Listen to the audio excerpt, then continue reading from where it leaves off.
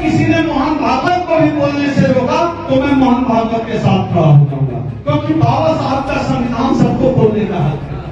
जो राहुल गांधी के साथ हुआ वो मोदी के साथ भी होगा तो हम मोदी के साथ करेंगे। ऐसा इसलिए क्योंकि हम लोग डॉक्टर अम्बेडकर को मानने वाले लोग हैं, हम लोग भारत के संविधान को मानने वाले लोग हैं। सबकी बारी आएगी, सबका नंबर आएगा, यह मनुवादी व्यवस्था किसी को नहीं छोड़ेगा।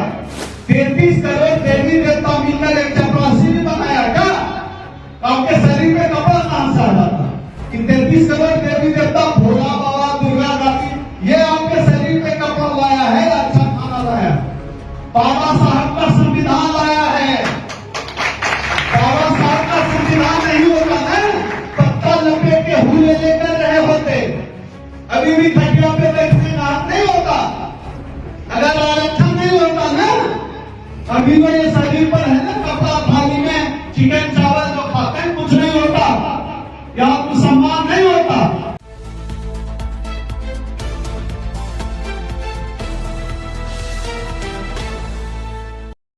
सबसे बड़े विपक्ष के नेता के साथ ये जो हुआ, मैं किसी कांग्रेस पार्टी से नहीं, जो राहुल गांधी के साथ हुआ वो मोदी के साथ भी होगा तो हम मोदी के साथ करेंगे। ऐसा इसलिए क्योंकि हम लोग डॉक्टर अम्बेडकर को मानने वाले लोग हैं, हम लोग भारत के संविधान को मानने वाले लोग हैं। डॉक्टर अम्बेडकर हम लोगों को क्या देकर गए? एक बीघा जमीन रजिस्ट्री करके गए क्या? हम लोगों को संसद देकर गए, संविधान देकर गए, पार्लियामेंट्री डेमोक्रेसी देकर गए, और वही जब खतरे में है तो हमारे होने का क्या मतलब है? जिस तरह से भारत के विपक्ष के सबसे बड़े नेताओं के साथ किया गया वह गलत है, वह सीधे ही सीधे इस देश के संविधान के खिलाफ हुआ। ऐसा किसी के भी साथ होगा हम उसके खिलाफ करेंगे। जिस तरह से आज सच बोलने वालों के खिलाफ एनएसए लगा देते हैं, देशद्रोह की धाराएं लगा देते हैं, मैं कहता हूं मोहन भागवत की भी बोलने की आजादी नहीं छीनी जानी चाहिए, उस आदमी को भी बोलने का अधिकार है। मैं अगर किसी ने मोहन भागवत को भी बोलने से रोका तो मैं मोहन भागवत के साथ खड़ा हो जाऊंगा, क्योंकि बाबा साहब का संविधान सबको बोलने का हक है। और आज की तारीख में आप बोल नहीं सकते। मेरे ऊपर 2 दर्जन एफआईआर किया हुआ है, सिर्फ बोलने का एफआईआर, सिर्फ बोलने और लिखने का 2 दर्जन एफआईआर किया हुआ है मेरे ऊपर। आप सोच नहीं सकते इस देश में क्या हो रहा है। बहुत लोगों को यह लगता है कि अरे मेरा नंबर भरे ही है, ऐसा नहीं है। इस मनुवादी व्यवस्था में सबका नंबर आएगा, एक एक करके सबकी बारी आएगी। आप समझ लीजिए, कान खोल कर सुन लीजिए, नोट कर लीजिए, हम मधुबनी से बोल कर गए थे, सबकी बारी आएगी, सबका नंबर आएगा। यह मनुवादी व्यवस्था किसी को नहीं छोड़ेगा। आप समझते हैं उनको किस बात से दिक्कत है? समझिए, उनको दिक्कत है कि आप पैंटी पहने हैं रेमंड का, उनको दिक्कत है आप कुर्ता पहने हैं खादी का 3000 का, उनको दिक्कत है आप कार से चलते हैं, आपका भाई बुलेट से चलता है, इस बात से उसको दिक्कत है। और कोई बात नहीं, बहुत छोटी सी बात है कि जिसके सामने आप कभी खटिया पर बैठते नहीं थे, ऐसे उतरू मार कर बैठ जाते थे, आज सोफे पर पैर पर बैठ हाथ बैठ जाते हैं, इस बात से दिक्कत है उसको। इस बात को समझिए। आप भले नहीं समझते हो, आपके जिंदगी में यह जो बदलाव आया कैसे आया? 33 करोड़ देवी देवता मिलकर एक चपरासी भी बनाया क्या? आपके शरीर में कपड़ा कहां से आ जाता कि 33 करोड़ देवी देवता, भोला बाबा, दुर्गा काली, ये आपके शरीर में कपड़ा लाया है, अच्छा खाना लाया, बाबा साहब का संविधान लाया है। बाबा साहब का संविधान नहीं होता ना, पत्ता लपेट के हुए लेकर रहे होते, अभी भी खटिया पे बैठने का हक नहीं होता। अगर आरक्षण नहीं होता ना, अभी वो ये शरीर पर है ना कपड़ा, थाली में चिकन चावल जो खाते हैं, कुछ नहीं होता, या आपको सम्मान नहीं होता।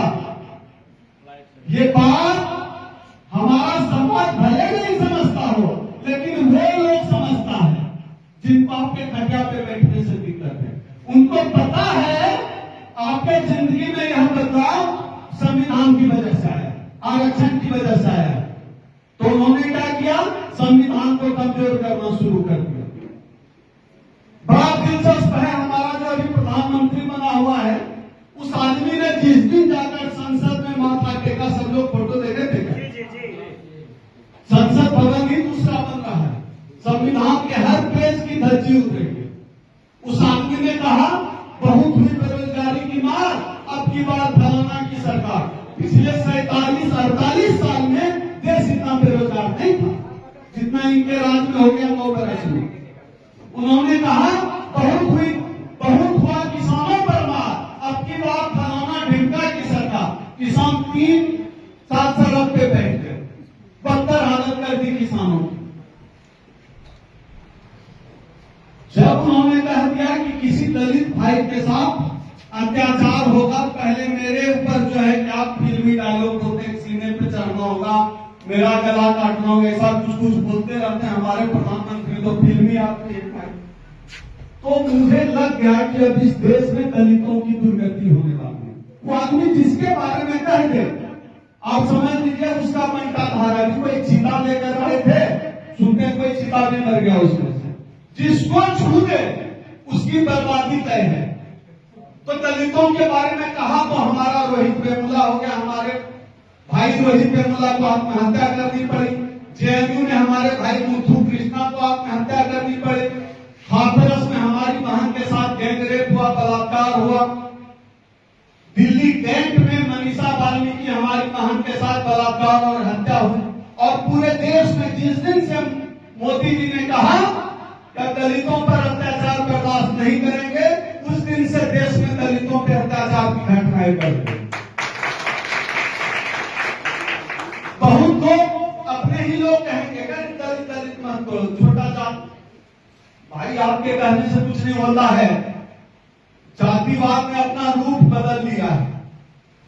जातिवाद सिर्फ वो नहीं है कि राजस्थान में 6 साल की बच्ची हमारी छोटी बहन ने मटके का पानी पिया तो उसको पीट पीट कर ब्राह्मण मास्टर मार दिया। सिर्फ वो जातिवाद नहीं है, या सिर्फ वो जातिवाद नहीं है जब हमारा कोई भाई मूंछ रख लेता है तो उसको पीट कर मार देते हैं।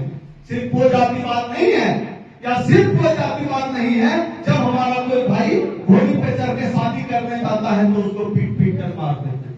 सिर्फ ये जातिवाद नहीं है, जातिवाद का स्वरूप बदल गया है। नए स्वरूप में है जातिवाद।